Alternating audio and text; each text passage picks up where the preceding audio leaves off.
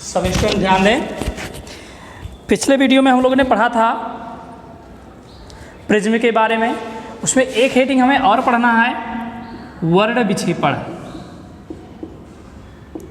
वर्ण विक्षेपण या परिक्षेपण,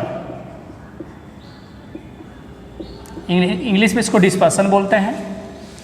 ठीक है, बहुत ही सिंपल परिभाषा। वर्ण मतलब क्या होता है? कलर होता है, रंग होता है। विक्षेपण मतलब होता है, विक्षेपण मतलब अलग अलग करना। ठीक है, विक्षेपण का मतलब क्या होता है? अलग अलग करना।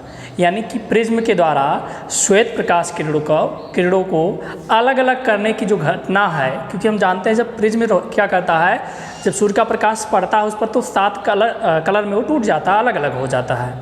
तो हम कहेंगे कि प्रिज्म द्वारा श्वेत प्रकाश किरणों को उसके अवयवी रंगों में तोड़ने की घटना या विभक्त करने की जो घटना है या जो प्रक्रिया है, उसे हम वर्ण विक्षेपण कहते हैं या वर्ण या परिक्षेपण कहते हैं।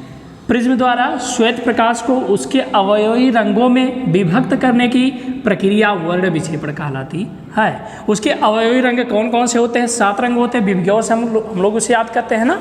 तो चलिए सबसे पहले परिभाषा लिख लीजिए, इसके बाद हम और चीज़ों को पढ़ते हैं। लिखिए, प्रिज्म द्वारा श्वेत प्रकाश को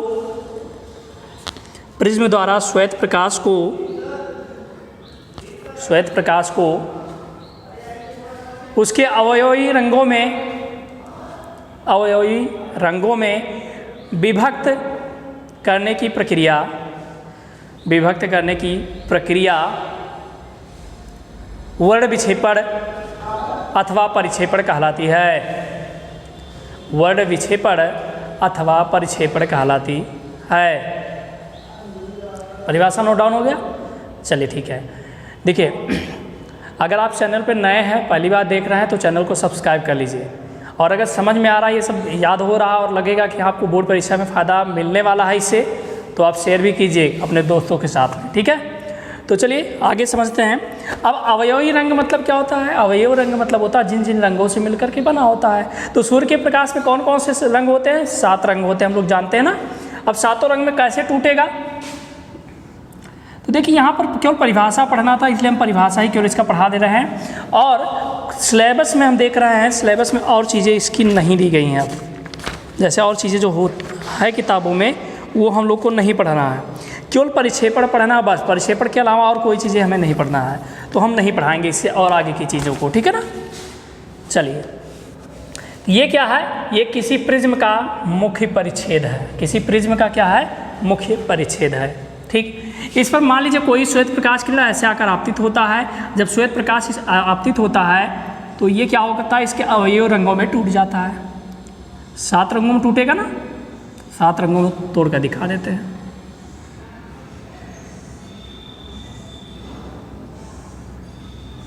आप इसे और बेहतरीन बना सकते हैं आपकी कॉपी में। कैसे?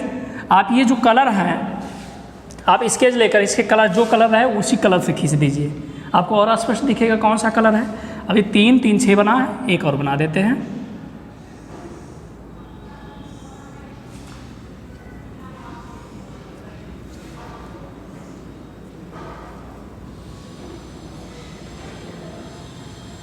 ठीक है ना।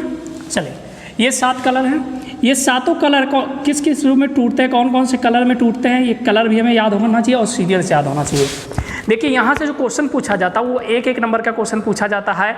कभी कभी पूछा था विचलन सबसे अधिक किसमें हुआ है, वर्ण विक्षेपण किसका सबसे अधिक हुआ है, तरंग दर किसका सबसे अधिक है या किसका कम है। ये सारी चीज़ों को हम पॉइंट वाइज अभी आपको नोट में करके लिखवा देंगे। ठीक है ना। तो अभी जितना आप लोगों ने लिखा है उसके बाद ये क्या करना है, ये चित्र बनाना। और चित्र में कुछ चीज़ें समझ लीजिए। ये जो कलर हैं, इन कलर का नाम क्या रहेगा? हमें कलर का नाम याद करने का ट्रिक हम लोग जानते हैं, बिब ग्योर, ऐसे कुछ होता ना, 3 3 6 1 7। ठीक है, इनमें सबका नाम पता होना चाहिए। वी मतलब क्या होता है? वायलेट। तो चलिए मैं यहाँ लिख दे रहा हूँ वायलेट। आई मतलब इंडिगो। आई का मतलब क्या होगा? इंडिगो।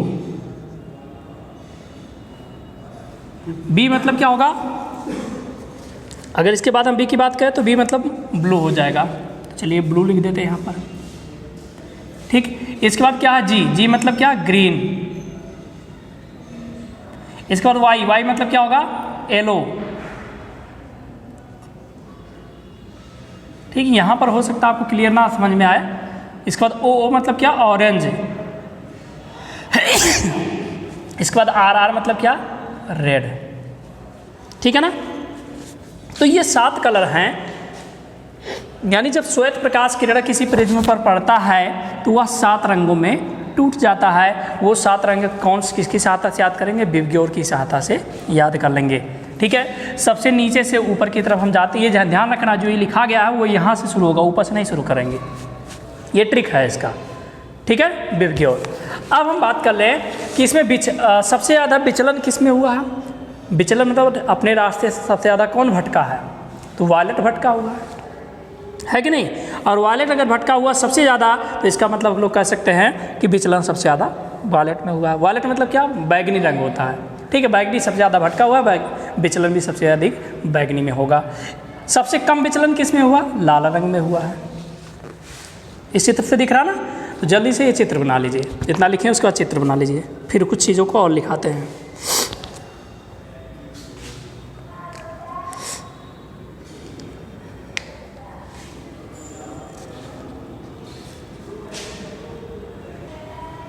बन गया होगा। इसके बाद एक नोट लिखिए।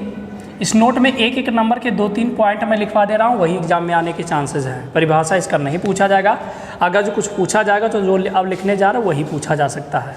ठीक है, पहला पॉइंट लिखिए,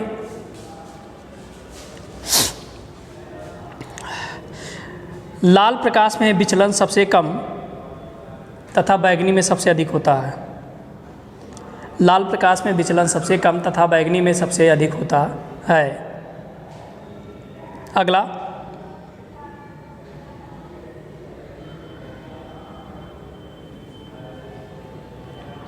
बैगनी रंग का तरंग दैर्घ्य सबसे कम तथा लाल रंग का सबसे अधिक होता है।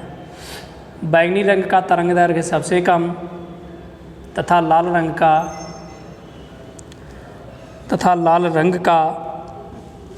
सबसे अधिक होता है।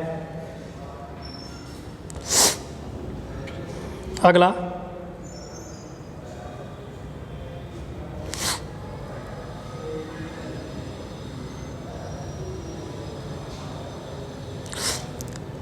कांच का अपवर्तनांक प्रकाश के लिए सबसे कम, कांच का अपवर्तनांक लाल रंग के लिए सबसे कम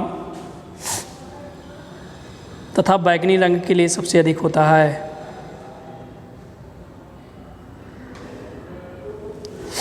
बैगनी रंग के लिए सबसे अधिक होता है। ठीक है ना। चलिए अब एक चीज़ और सुन लीजिए, लिखा है कि नहीं, वर्ण विक्षेपण का कारण क्या होता है, क्यों वर्ण विक्षेपण होता है। तो देखो, जब श्वेत प्रकाश इसमें पहुंचता है तो भिन्न भिन्न 7 कलर है, 7 कलर के लिए अपवर्तनांक अलग अलग है। अभी लिखा है ना कि अपवर्तनांक बैगनी के लिए क्या होता है, सबसे अधिक होता है, लाल के लिए सबसे अधिक, बैगनी के लिए सबसे कम होता है। तो जब भिन्न भिन्न रंगों के लिए अपवर्तनांक भिन्न भिन्न होता है, इसलिए ये क्या होता है, अलग अलग इसका प्रकाश की चाल भी अलग अलग हो जाती है। अलग अलग माध्यम में अलग अलग रंग का अलग अलग चाल भी हो जाएगा। ठीक है, यानी उसी प्रकार, इसलिए क्या होता है, ये आपस में सब प्रकाश किरणें बट जाती हैं। ठीक, तो बस इतना ही पढ़ना था हमको, अभी प्रिज्म से संबंधित जितना था बस इतना ही केवल पढ़ना था हमको। अब बाकी चीज़ों को हम आगे पढ़ेंगे। एक बात और बता दें, इसके बाद जो हमें पढ़ना है मानव नेत्र के बारे में। ठीक है ना, मानव नेत्र के बारे में हम सारी चीज़ें पहले पढ़ा चुके हैं।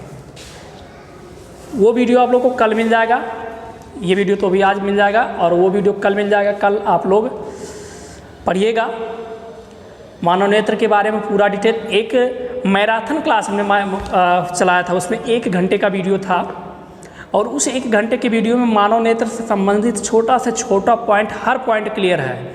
आप 12th में कम से कम मानव नेत्र से 3 नंबर का क्वेश्चन आएगा।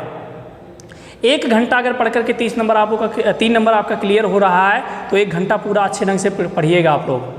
ठीक है ना। उसके बाद कुछ न्यूमेरिकल भी उसके करा दिए, तो न्यूमेरिकल भी आप लोग उसके देख लीजिएगा।